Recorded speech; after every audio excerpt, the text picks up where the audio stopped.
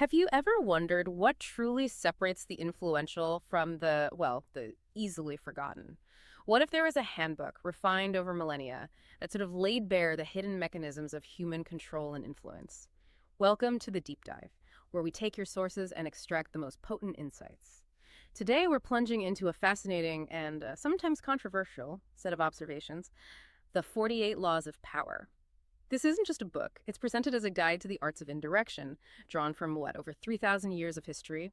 Our mission today is to unpack these laws, not necessarily to endorse them, mind you, but to understand them.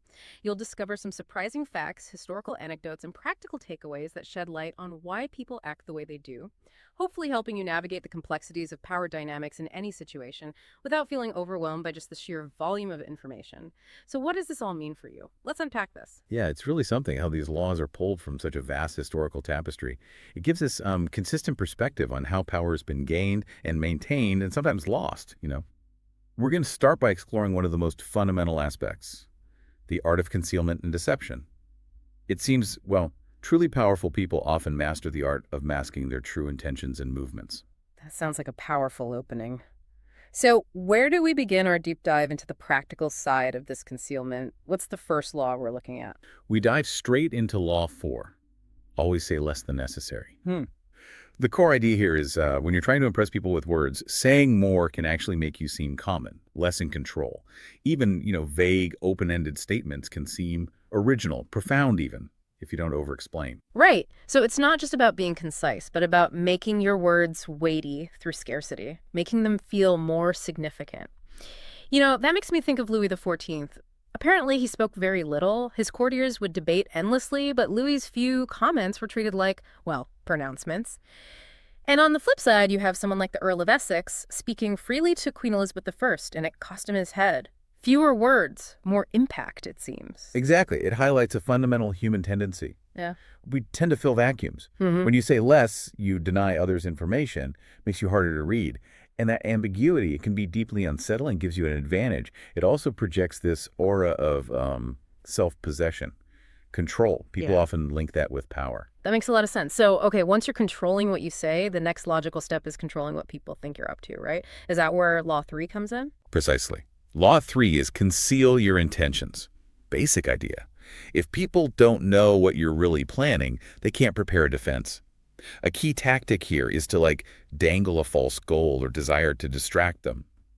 People often mistake appearance for reality, especially if their own hopes get tangled up in it. Can you give us a really good example? It sounds incredibly calculating. Oh, it can be. Consider the Duke of Lorraine. He apparently made French forces think he wanted them to destroy a fort they just recaptured. They thought he had important reasons, so they destroyed it. And bam! His path into France was suddenly clear. Wow. Or, even more dramatic, there's the story of Jehu. He gathered all the Baal worshippers pretending it was for a great sacrifice. Oh, I think I know this one. Only to destroy them.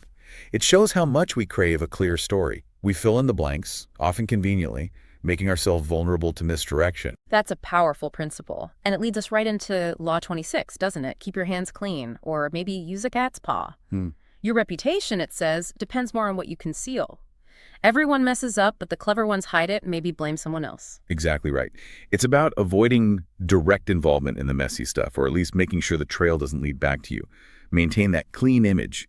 Take Cao Cao, the Han Dynasty general, army facing mutiny over supplies. He executes a provision chief, makes him the scapegoat.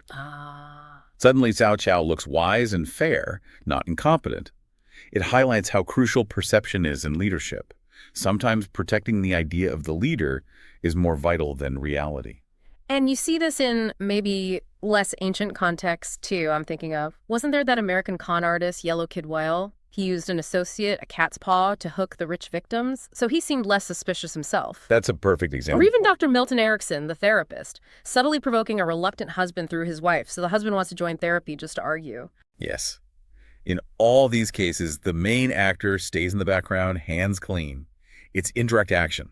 It's fascinating how these weave together, controlling words, hiding intentions, using others. And really, so much of this comes down to how people perceive you. Which brings us nicely to our next theme. We're moving into the power of perception and illusion, looking at how powerful figures actively, shape how they're seen, creating an aura. Right. And the cornerstone here, according to Law 5, is so much depends on reputation guard it with your life. A strong reputation can intimidate, win battles almost without effort.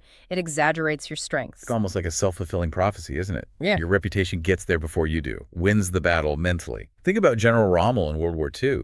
His reputation for cunning often psyched out his enemies before they even fought. The Desert Fox. Or Thomas Edison. His fame was apparently so secure he refused to share a Nobel Prize with Tesla. Didn't want Tesla getting more recognition, even if it meant turning down the prize himself. Wow. That shows how reputation can be a weapon, but maybe also a burden, dictating your moves. It can be a very powerful double-edged sword. Okay, but reputation isn't just something you passively earn, is it? It can be actively built, manufactured even. That brings us to Law 25. Recreate yourself. Basically, don't just accept the roles society gives you. Forge a new identity that grabs attention. Master your own image. Maybe even use a bit of drama. Absolutely. It's about seizing control of your own story. Look at Julius Caesar. Meticulously managed his image, staged huge spectacles after victories. Right, the triumphs. Or George Sand, adopting a male name and clothes to get ahead in a man's world. Even Lincoln cultivating that homespun lawyer image. And FDR, the 100 Days. Exactly, using dramatic contrast to shift the national mood. Yeah. Bismarck was called a discreet Proteus, always adapting his mask. It's about mastering appearances, understanding people respond to a compelling performance. And once you've got that image, there's another subtle tactic, Law 16. Use absence to increase respect and honor. Too much presence makes you common. Absence makes the heart grow fonder, or maybe just makes you seem more important. What's easily available loses value. It's a classic power move. Make yourself scarce, and suddenly your presence means more. It's like creating a mini death before death withdraw, then return, reestablish your value. Deioces, ruler of the Medes, apparently built his power by slowly withdrawing from public view, forced people to seek him out, elevated his status, became almost mythical. Even the courtesan Lola Montez reportedly used this in seductions, made herself less predictable, less available. Scarcity drives demand, even for a person. That unpredictable element seems key, and it leads straight to Law 17. Keep others in suspended terror. Cultivate an air of unpredictability. Humans, we like habit, right? Predictability gives us a sense of control. So if you're deliberately unpredictable, it keeps people off balance, exhausts them trying to figure you out. Intimidating. It's a brilliant psychological tactic, really. Think of Hannibal, tracked by the Romans. He ties brushwood to oxen horns, lights them, makes it look like his troops are scaling mountains somewhere else. Right. Utterly confuses the Roman sentries. Genius. Or Muhammad Ali, Yes. the rope-a-dope against Foreman. Completely unexpected. You destabilize your opponent just by not doing what they expect, forces them into reacting, guessing. Which then creates an opening, maybe, to play to their desires. Law 32, play to people's fantasies. Truth can be ugly, unpleasant. People often avoid it. So someone who can spin a fantasy, offer romance. They're like an oasis in the desert. Huge power in tapping into mass fantasies. Yeah, this taps into that core human discomfort with harsh reality. The power of illusion isn't just deceit. It's about fulfilling a deep need for escape or hope, even manufactured hope. Like that Venetian alchemist, Bragadino. Convinced people he could multiply gold, played right into their desire for easy wealth. Or George Salmanazar, inventing a whole culture for Formosa. People loved it because it fed their hunger for the exotic, the strange. The key, apparently, is distance. Don't let the fantasy become too real, too graspable. Keep it slightly out of reach. And this connects to an even deeper need, maybe. Law 27. Play on people's need to believe to create a cult-like following. People want to believe in something. So become the focus. Offer a new cause, a new faith. Emphasize enthusiasm over logic. Give them rituals. Ask for sacrifices. Yes, it's providing a structure for that innate human yearning for meaning, for belonging. Think of those European charlatans back in the 16th, 17th centuries. Francesco Burri offering health elixirs, alchemic secrets, dazzling people with luxury, jeweled coaches, this sort of pseudoscientific veneer talking mysticism. Selling hope. Exactly. Or the mountain Dr. Shupak using nature, personalized consultations based on urine samples. Tapping into that belief in natural healing. You give people something bigger than themselves to latch onto, and you become the anchor. And through all these displays, the powerful need to follow Law 30. Make your accomplishments seem effortless. Action should look natural, easy. Hide all the work, the practice. This sprezzatura, this nonchalance, it makes your skill seem almost magical, greater than it is. Show the strings, and you're just human again. It's about keeping that mystique alive, isn't it? Reminds me of the story of the tea master Sen Rikyu. His host worked so hard placing a cake perfectly. Rikyu apparently declined it, seeing the effort, too much trying. But Rikyu himself, prepping for Emperor Hideyoshi, subtly laid cushions on snowy stepping stones. Looks like a natural, effortless gesture of hospitality. Ah, subtle. And Talleyrand, the statesman, had others do his research so he never looked like he was straining. It's about making mastery look like magic. Humans find that deeply impressive. It really is all about controlling perception, isn't it? Okay, that's a lot about the individual's image. Let's shift now. How do these ideas apply when dealing directly with others? Our third segment, strategic relationships and engagement. How to navigate interactions, build connections that, well, serve your interests. And maybe the most direct way to engage, according to Law 13, is when asking for help, appeal to people's self-interest, never to their mercy or gratitude. Don't remind people of past favors you did them. Instead, figure out how your request benefits them. Emphasize that. That makes a ton of sense. You flip it from a debt they owe you to an opportunity for them. Like Castruccio Castracani let nobles think they were using him to gain power, then crushed them later. Right. Or the art dealer Joseph Duveen apparently spied on millionaires like Andrew Mellon to find their hidden desires status, maybe, and appealed to that to sell paintings, not just relying on goodwill. Calculated generosity. It shows a deep grasp of human motivation, often rooted in perceived gain, not past obligation. And to appeal effectively to self-interest, you need information. Which brings us neatly to Law 14. Pose as a friend, work as a spy. To get a handle on future events, you need to know people's hidden thoughts, their weaknesses. A friendly act can lull people into revealing things. False friendship is an intel tool. Powerful tool. But it also means you really need to know who you're dealing with, doesn't it? Who can you actually be friendly with versus who's a risk? Exactly. That king of Ethiopia, for instance, used praise and trust. Then watched closely to see if courtiers kept secrets. Tested loyalty that way. Subtle espionage lets you gather intel without alarms, but requires sharp judgment of character, which leads straight to Law 19. Know who you're dealing with. Do not offend the wrong person. Maybe the most important skill. Sizing people up. Distinguishing wolves from lambs, foxes from hares. Assess your opponent before you act. Avoid wasted effort, or worse, making a dangerous enemy unintentionally. So it's not just seeing people, but understanding their underlying nature, their triggers. Genghis Khan got this right. Relentlessly pursued Muhammad of Samarkand after his ambassadors were insulted. Never forgot. Conversely, that story of Norfleet spent years, went broke, just to destroy the con artist who swindled him. Shows the danger of picking the wrong fight with someone relentless. And Queen Elizabeth I again.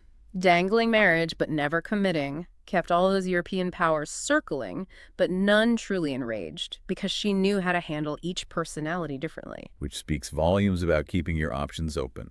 Law 20. Do not commit to anyone.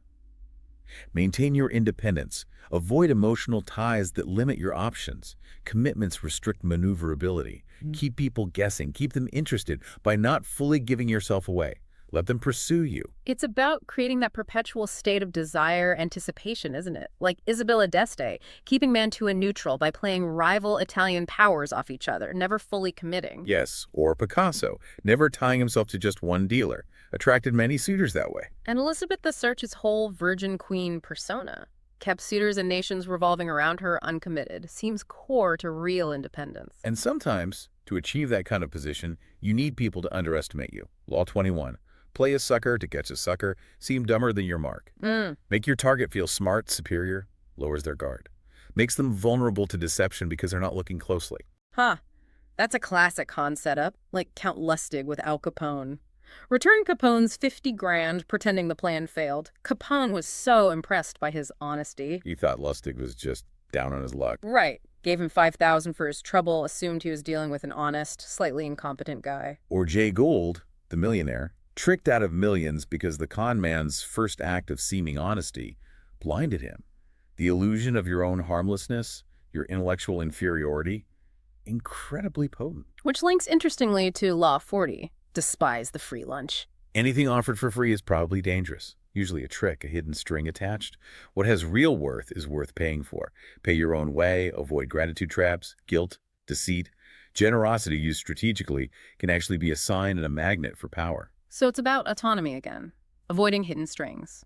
Thinking of the Duchess of Marlborough, used money almost sadistically, withholding payments she could easily afford just to exert control. But contrast that with Baron de Rothschild.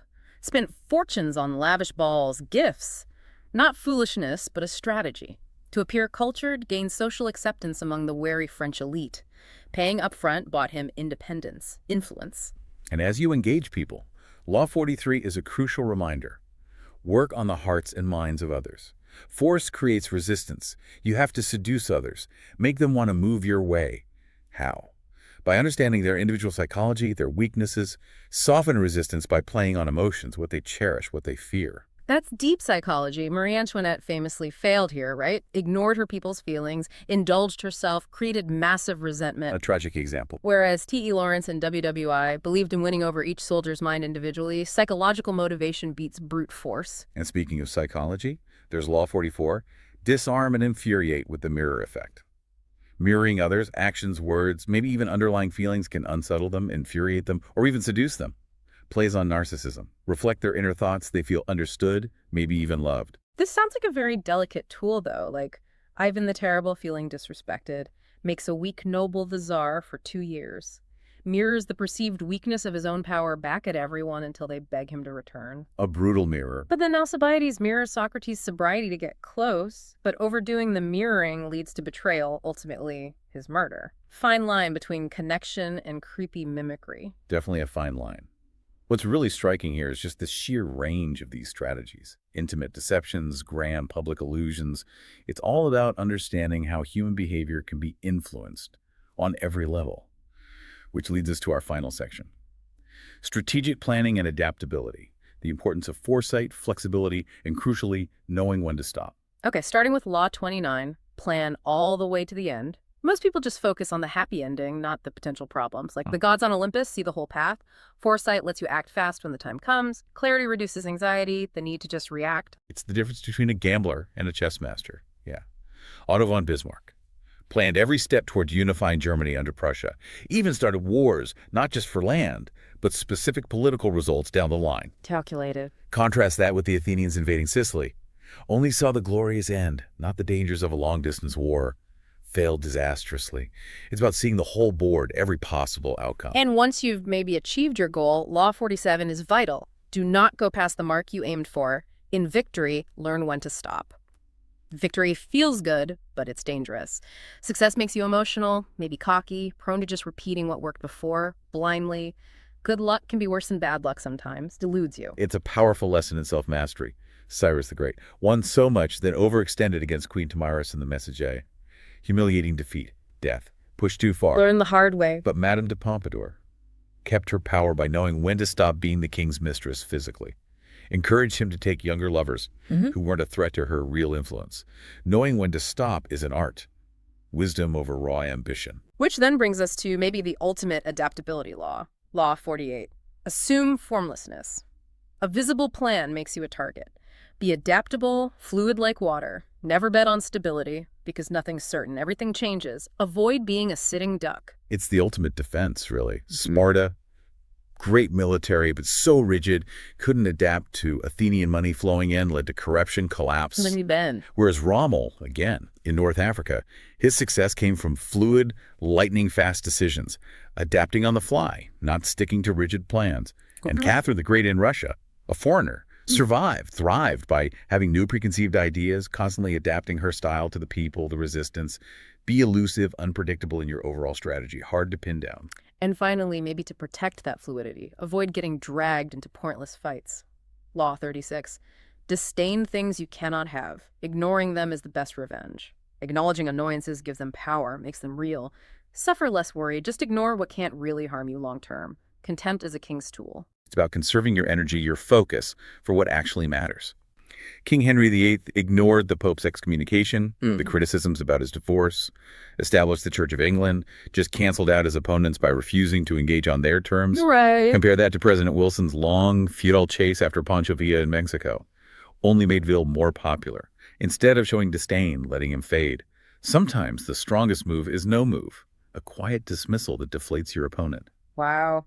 We've really navigated a complex world here, the hidden currents of power from subtle deception to grand strategy.